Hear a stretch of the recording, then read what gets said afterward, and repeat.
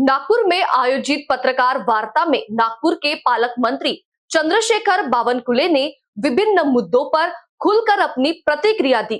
उन्होंने कांग्रेस नेता विजय वडेट्टीवार को खुली चुनौती देते हुए कहा कि यदि उनके पास महसूल विभाग में भ्रष्टाचार के ठोस सबूत है तो वे सीधे मुख्यमंत्री या जांच एजेंसियों को सौंपे। केवल मीडिया के माध्यम से बयानबाजी करने से कोई फायदा नहीं होगा। उन्होंने यह भी स्पष्ट किया कि किसी भी अधिकारी की संलिप्तता सामने आने पर सरकार सख्त कार्रवाई करेगी।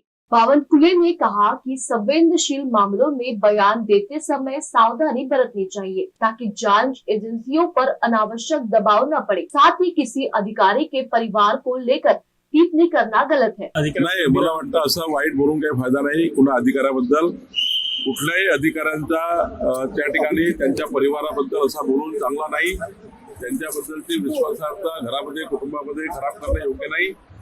वडेट्टीवारने जे काही असेल तर गोपनीय माहिती सरकारकडे दिली पाहिजे।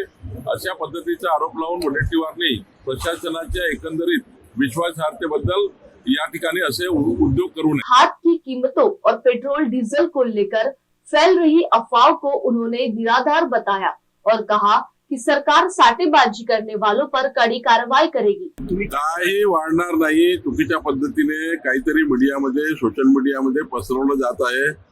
सिलेंडर बद्दल पसरवलं जात आहे, गॅस बद्दल पसरवलं जात आहे, एलपीजी बद्दल पसरवलं जात आहे, पेट्रोल बद्दल डिझेल बद्दल पसरवलं जात आहे, खताबद्दल पसरवलं जात आहे। कुणालाही घाबरण्याची गरज नाही। सरकारचं पूर्ण लक्ष आहे, खताच्या साठेगिरीवर लक्ष आहे। कोणी साठेगिरी करू नये यावर लक्ष आहे। कुठलाही दुकानदार साठेगिरी केला तर सोडणार नाही। मी स्वतः काही दुकानात चेक करणार आहे। त्यामुळे कुठल्याही परिस्थितीमध्ये साठेबाजी होणार नाही, शेतकऱ्यावर फटका बसणार नाही। वहीं नवी मुंबई में डांस बार के मुद्दे पर उन्होंने इसे मुख्यमंत्री के संज्ञान में लाने की बात कही। ममता बनर्जी पर टिप्पणी करते हुए उन्होंने कहा कि सहानुभूति की राजनीति अब काम नहीं करेगी। इसके अलावा उन्होंने महसूल विभाग में सुधार कर आम नागरिकों को राहत देने का भरोसा भी जताया। आपण कारवाई करतो। आता नागपूरमध्ये एक बातमी वाचली आज मी, टेरेस बारवर काहीतरी टेरेसवर बार चालू झाले, ते जरा आम्ही दखल घेणार आहोत। नागपूरमध्ये आज बातमी आहे मोठी, एका वृत्तपत्राने छापली आहे, मला वाटतं लोकमतने छापली आहे। यावर मी दखल घेणार आहे। आणि तसंच मुंबईमध्ये मी मुख्यमंत्र्यांना ही बाब कळवेल। ममता बनर्जी आखिरी का रोना रो रही है। ममता बनर्जी सहानुभूति तैयार करना चाहती है, वोट की गंदी राजनीति तैयार करना चाहती है। पिछले बार भी उन्होंने आखिरी में यही किया था कि कुछ अपने को सिंपैथी मिल, लेकिन अभी बंगाल की जनता, पश्चिम बंगाल की जनता कोई सहानुभूति पर वोट देने वाली नहीं है। विकसित भारत के लिए प्रधानमंत्री मोदी जी के साथ रहेगी और मोदी जी को वोट देगी। तिजोरीचा फायदापेक्षा जनतेचा फायदा बघतोय मी। जसं आता 1,500 स्क्वेअर फीट पर्यंत गरीब माणसाचे घर कायदेशीर करून देणे, जे सरकारी जागेवर राहतात, हा लोकांसाठी केलेला आहे। मोजणी 15 दिवसामध्ये मोजणी झाली पाहिजे, हा जनतेसाठी झालेला निर्णय आहे। एनए अट रद्द करणे, एनएची अट रद्द करणे म्हणजे जनतेला डायरेक्ट याचा फायदा आहे। सनद रद्द करणे याचा जनतेला फायदा आहे। जिवंत सातबारा मोहीम करणे, या 48 वेगवेगळ्या निर्णयामुळे महसूल खात्यामध्ये आमूलाग्र बदल झाला आहे। आणि पुढच्या वर्षी अजून 8 कायद्यामध्ये आम्ही बदल करणार आहोत।